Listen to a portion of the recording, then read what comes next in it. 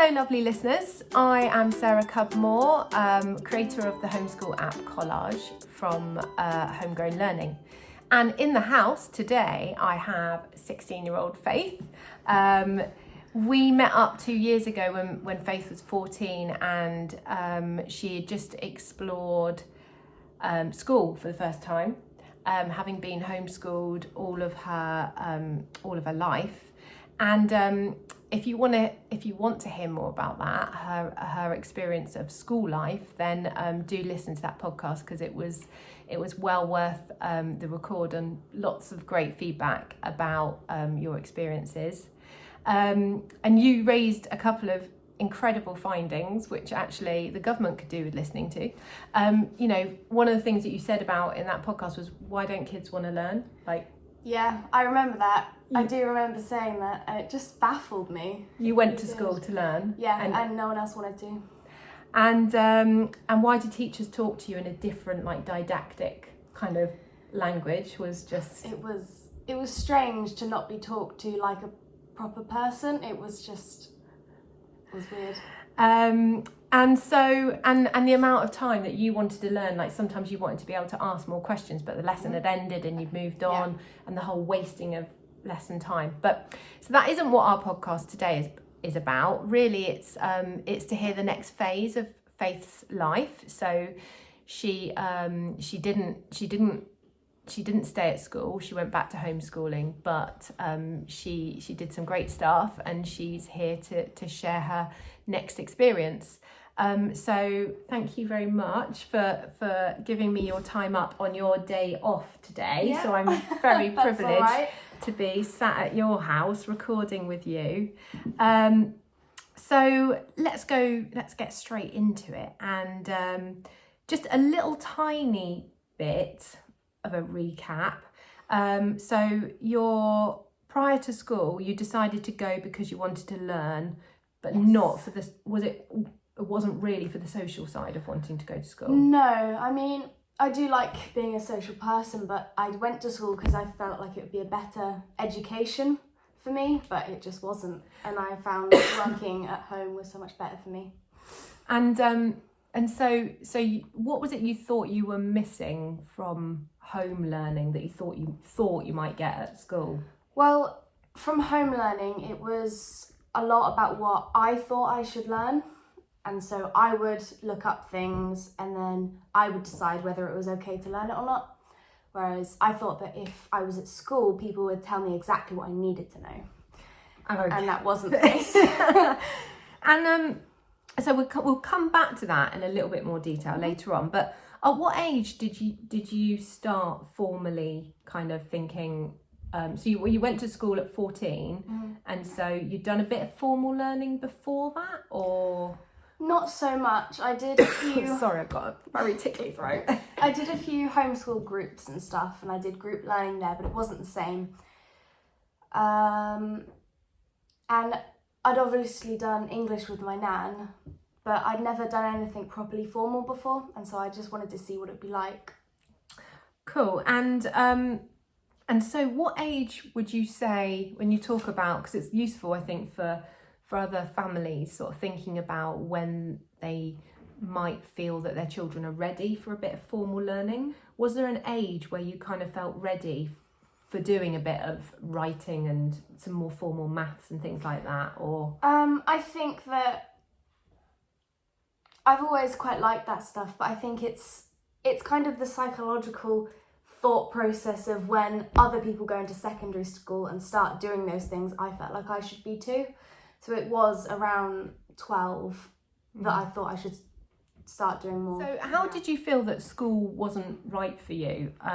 What did you do that decided, was it just about how the teachers were with you? Was it just about how the kids didn't want to learn, or? I think it was kind of a mixture of everything, because I didn't like it because it was so controlled. And throughout my entire life before that, my learning wasn't controlled. I got to decide what I did and when I did it. And so going to the complete opposite, and then having teachers treat me like I was 5 years old and couldn't talk to other kids without being rude, or or starting a fight. It was just, it was quite disrespectful, I think. I think the way that teachers try to be fair to everyone, it's very disrespectful to the actual students. And then in some of the classes, obviously some people did want to learn. There was just an immense amount of people who just were there because their parents had told them they had to, or they think that they have to. And it just wasn't so right. Their disruptive behaviour, do you think that was about work being too hard, too boring, not enjoyable? I think from what I observed, it was because they just didn't want to, or that they didn't understand it and they didn't want to admit to the class, to the teacher, that they couldn't do something. And so instead they messed around, kind of took the class clown role when they couldn't do it.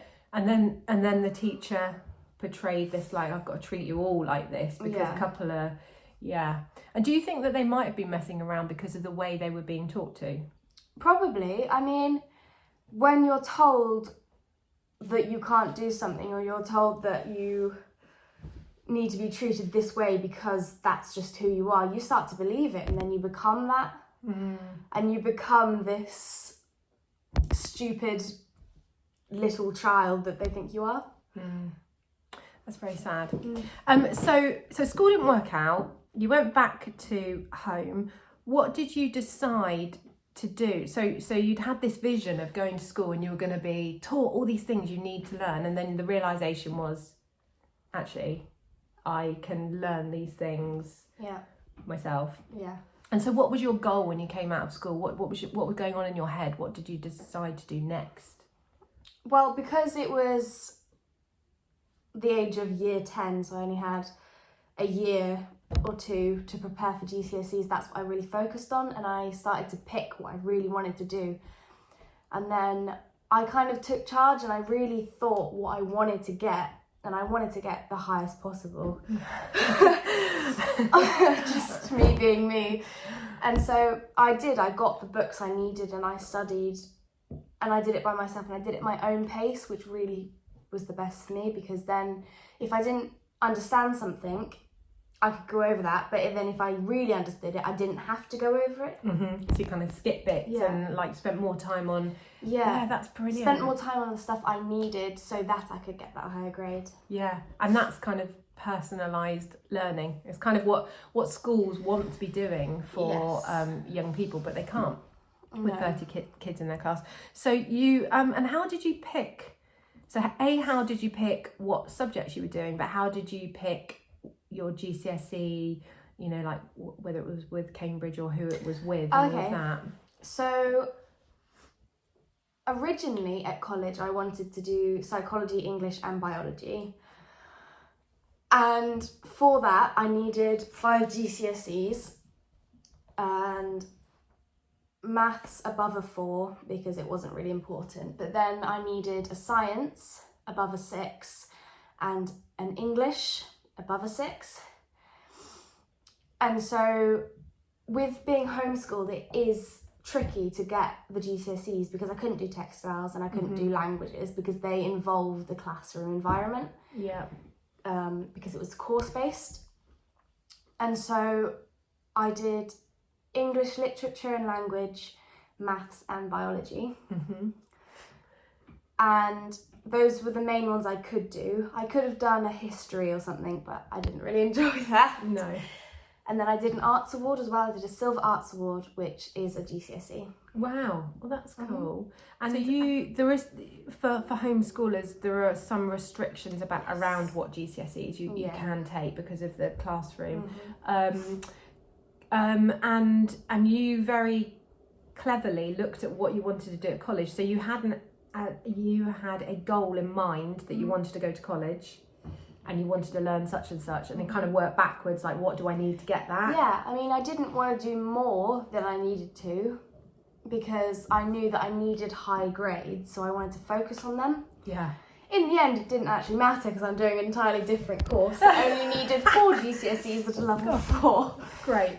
But no, it was something I'd looked at, and I did the things I needed rather than just to do it for fun. Mm-hmm. And the actual studying for the GCSEs, did you do that by yourself? Like, so you get your textbook to go with your GCSE course, and did you just sit and work your way through that? Did you need a lot of help, or how did that work for you? A bit of both, actually. With the English language and literature, it was very based around what my nan taught me. I didn't really do a lot myself. Great. She read the books with me, and if I had an exercise that I had to write an essay about a piece of text, she'd also do that as well. And we'd like talk about them together, and it would always be together, and it was a really nice experience. Wow. Kind of emotional that it's over, because it was so nice to bond with her. That's beautiful. Yeah. Oh. And what about the maths and the science? Well, the science, the biology I did a higher set biology, and I love biology. It's incredible. It's so interesting. And so that was quite easy to do by myself. I actually just went on Amazon and typed in biology GCSE. Wow. And I got some textbooks and workbooks, and I went through them.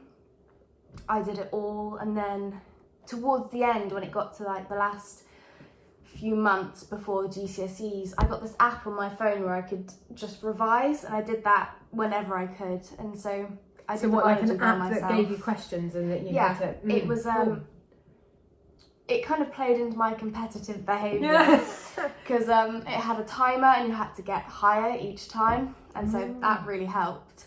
That's cool. If I'll make a link of that in our show notes, because that might be useful for other homeschoolers that are doing their GCSEs.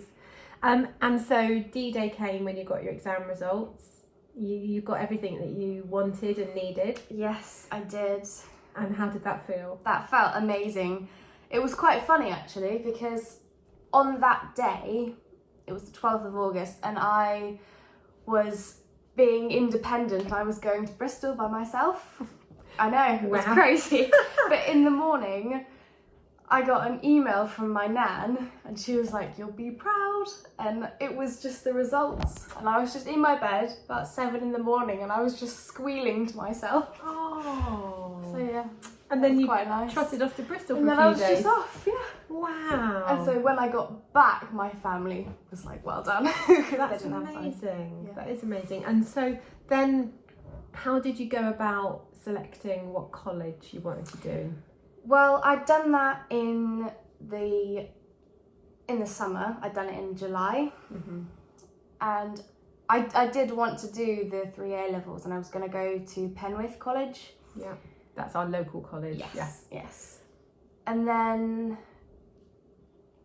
I don't really know what it was. About a month before I was about to go to college, I just suddenly decided I didn't want to do that. I wanted to do dance instead.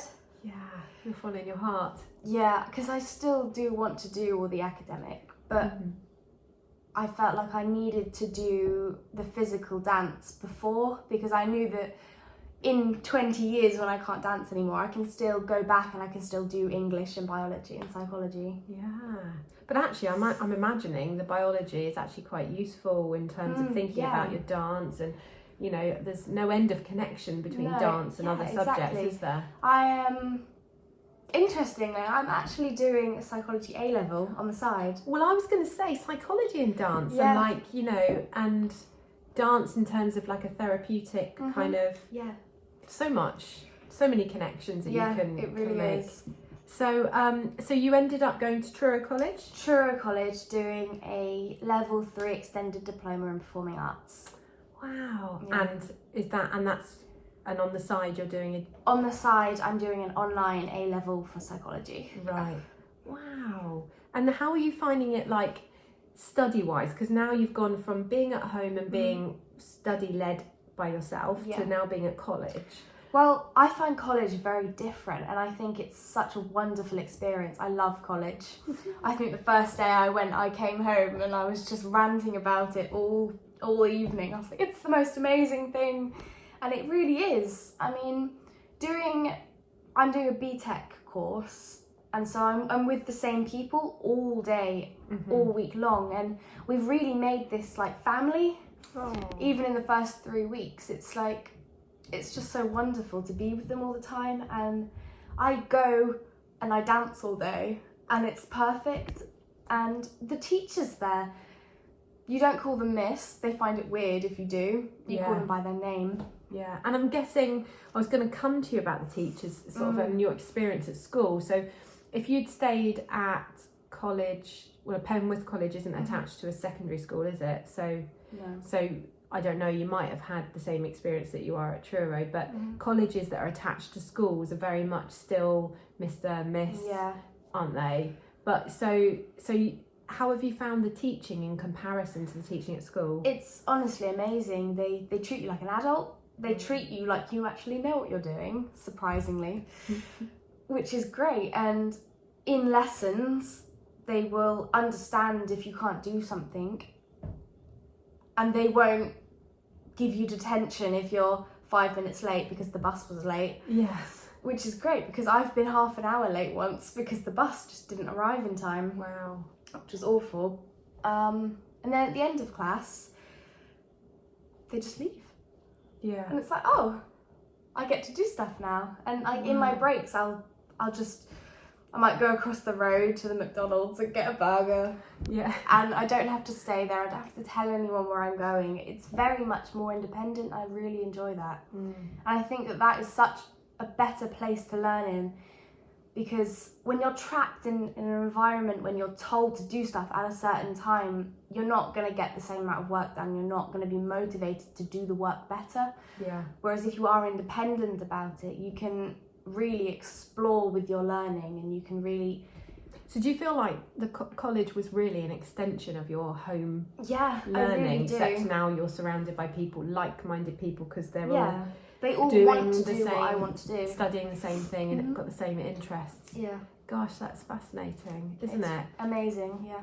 And it seems, what about, I don't know if you've managed to talk to many of your peers about, because obviously they probably were fascinated that you've been homeschooled.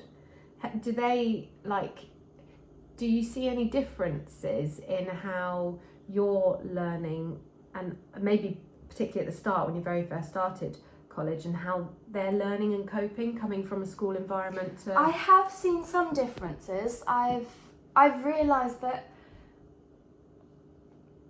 when they all talk in a group, they have different communication than I do. I don't know what it is, but I feel like I'm talking a different language to them. I think because I can connect with adults more than I can connect with children, and it's strange. It's like when our tutor's talking, I'll just have a conversation back with them, and they're all like, why are you talking like that? Why are you involving in a conversation? This is a lesson. Yeah. And it is But different. your tutors don't find that weird. They're they're embracing they engage it. back. Yeah, lovely. So it's just something that your peers maybe are not used to, that kind of adult... I think that it's not so much a big thing, but it's a subtle thing that is a difference. Yeah, it's really interesting, interesting. What inspired you? Because this is the other thing, like, I've heard a lot of people talk about children needing to be in school so that they can be inspired to do all of this kind of, but what inspired you? Because you've had no one telling you you've got to take GCSEs, you've got to take this route, you've got no one particularly showing you that, because you've got no peers directly around you, or slightly... What was your inspiration to kind of do what you wanted to do? I don't know if this is a cliche or if it's too dramatic, but my inspiration was the rest of my life. Yeah. Because I didn't want to spend the rest of my life working in Tesco's, because I don't have qualifications or I don't have a dream. And I knew that I wanted to do either psychology or dance, or both, as I'm doing now. And I knew that to get that I needed to work hard, and I'm not gonna sit around doing nothing waiting for someone else to do it for me when I could be getting what I want now. Yeah, wow, that's inspiring, just hearing you say that. And for the record, I know that Faith has worked really, really hard in a variety of pubs, cafes, waitressing all summer. So it's not like you're not, but yeah, that isn't something you aspire, and that's okay, actually, if people do want to aspire to just, you know, live like that. There's nothing wrong with that. No, but for nothing. you, that wasn't. I wanted to have qualifications that I could do anything with, because I know that when I'm in 2 years, when I finish college, I want to join a company, a dance company. I want to tour and do shows. And then after that, I wanted to get further education in my psychology and my science, because it doesn't have to be immediate. There's this stereotypical saying that once you've finished university, that's it, that's your course in life, and it's really not. Because I'm doing dance now, but in 15 years I might be going back to university and doing psychology, or I might even be doing engineering. Like, there's nothing to tell you that you can't do. And that's something. lovely that you think like that, because when I was ahead 4 or 5 years ago, we were talking about whether GCSEs and A-levels and university courses were relevant, because actually the future of your kind of generation is that they maybe won't have one career like more of our generation or my generation have had, and that you may have like loads of different jobs, and that you might be doing jobs because you're doing them with love as opposed to doing them to earn money to live. Yeah, I think that it is changing a bit. I'm not sure it's changing in the best way. I know that they're stopping funding for performing arts and music in universities. Yeah, wow. I'm going to be one of the last people to do a performing arts course. I have heard that. I'm not sure if it's true, but I do think that. Yeah, I don't know that for sure, but No, I've also heard that. Sure. Yeah. Yeah, how sad, really. How devaluing, really, as a subject. Yeah. But so we talked a little bit about what age you felt most ready to sort of start formally, and you were sort of started. Your sort of dream of dancing, wanting qualifications, were they set at like 12, 13? Were you like, I know I want to get qualifications, or was it a bit later than that, do you think? I'm not sure, to be honest. I think from the age of 3, when I started dancing, I've wanted to dance, and that has been a set course. I've always wanted to dance. But from the dance and performing arts, I've wanted to do circus, and I've wanted to do musical theatre, and I've wanted to be a pop star. Wow, that could just no. I don't want to do that anymore. Oh, I don't know. I saw your Instagram video earlier on. Yeah, but and you know, just for the record, you know, your nan was a primary school head. Yeah. So you have got in your family, you have got somebody who's perhaps of an academic thinking and thinking that that's the right route. Yeah. But you've had no pressure from your mum or any other family, or even your nan. No, I've had no pressure from her. I've just had a lot of encouraging things from her about how qualifications really do help. Yeah. And I think it's amazing that she hasn't pressured me into anything, but she's really helped me understand everything. Yeah, that is beautiful. Really lovely. Very nice, very touching that you've been able to sort of have that relationship with her without there being pressure, because so often there's so much pressure on young people, but you know, and I think part of the reason that we're doing all these podcasts is really to help parents to not feel that they've got to put pressure, or to feel that they've to provide certain routes for their children. My mum's been very open with what I do. She lets me do things that I want to do because she understands that she doesn't own me or control me, and I think that's amazing, because instead of forcing me to read at a very young age, she waited until I was ready to, and now reading is one of my favourite things to do. Wow. I think when you discover something yourself, you're more willing to really open up to it and really understand it more. Whereas if you're forced onto something, you just close up and you don't want it. No, totally. I've seen that in schools a lot. Yeah. And what sort of age, when you said you sort of developed this love of reading, how old were you when that kind of... I was actually about 12. It was quite late. I couldn't read until I was about 10. Not very well anyway. But then from that age, I have not stopped buying books and reading them all. And I just love reading now. Yeah, it's so amazing. That's so great and so reassuring to hear. And again, it's something that, you know, crops up a lot in homeschool groups, you know, like that sort of feeling that parents feel that they should be getting their children to read and doing all of that, but actually, you know, just being ready for it and embracing it, you're going to have that love of it, whereas actually if you're pushed through it, is that love going to be there, and is it just going to feel like more of a struggle? I have seen that so much in people when they're forced to do something, and whereas if they weren't forced to, they would have developed that love. And it's kind of like, I don't know, forcing someone to do something is already setting them up for failure. No one's going to do anything if they're forced to do it. No. Or they're not going to do it well. I remember my dad making me sweep the floor, and I did not want to, and it was the worst swept floor that you've ever seen. I just didn't do it well because I didn't want to. That's not a very good example, because you do need to sweep the floor. No, but then it's when you apply that to something like reading or writing or liking science or liking history, you can't push someone into it, because everyone is built differently. Everyone has different mindsets, and not everyone is going to be good at everything, and not everyone has to be the same. Oh, it's just so lovely. Sorry. And is there any advice that you would give other homeschooling families that around GCSEs or anything other than all the beautiful words that you've just said, really? Is there anything that you would add to?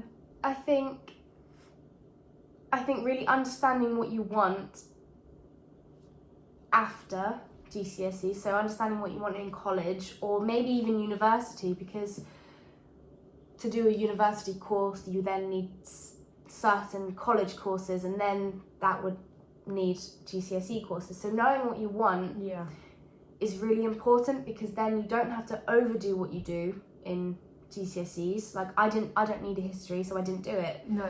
And I didn't stress myself out with it, and I knew that I needed minimum grades, and so I worked for them. I didn't push myself. The fact that I did get higher was amazing, and it made me really believe that I could do anything, but really focusing on what you need rather than what other people believe you need is really good. And just not pushing it.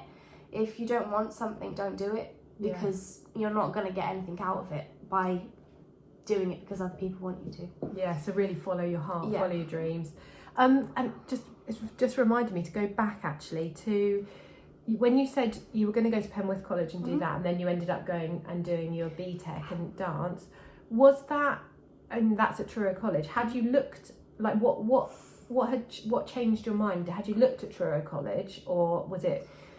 Well, from a very young age, I wanted to do dance at college, actually. From about 8 years old, I wanted to do dance at college.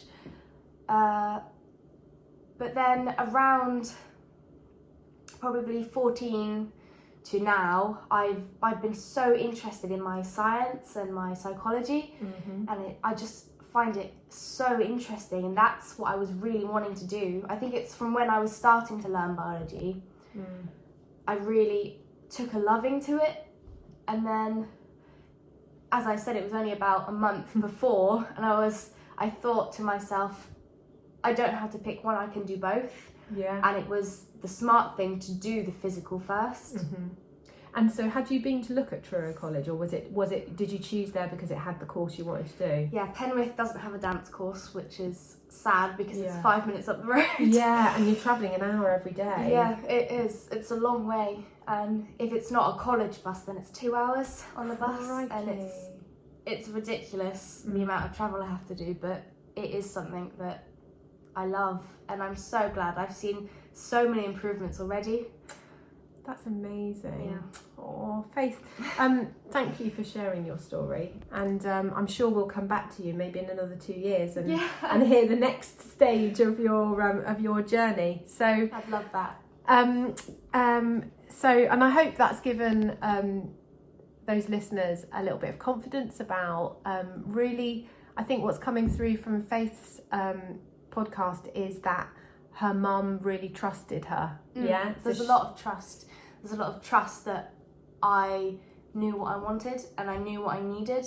And so, which is good. And having that trust has just sort of made you feel confident and strong and able to go out there. It's made me feel more independent, and that I think that actually helps in my later life now, because when I needed a job, I went to go get one. I didn't rely on anyone else. And I think that having the trust from a young age and having the independence, that my mum trusted me not to fall off a cliff. Yeah. And also, but it's that trust that trust with your learning is that she was trusting you that you were not ready for reading yet, and she was trusting when you showed signs that this was the right time to do it, and she was trusting that you were, you know, able to get a textbook and teach yourself. And so I think that's a really, really big point, and a really something definitely I will take on thinking about the future for my little ones. So if you've got a different situation or story or a question that you would like me to look into in more detail, then get in contact with me via the website collageapp.co.uk. It's in the show notes, and we will put in the show notes the app that you mentioned. I think that would be really, really useful too. Until next time, keep calm and trust yourself and trust in your kiddies.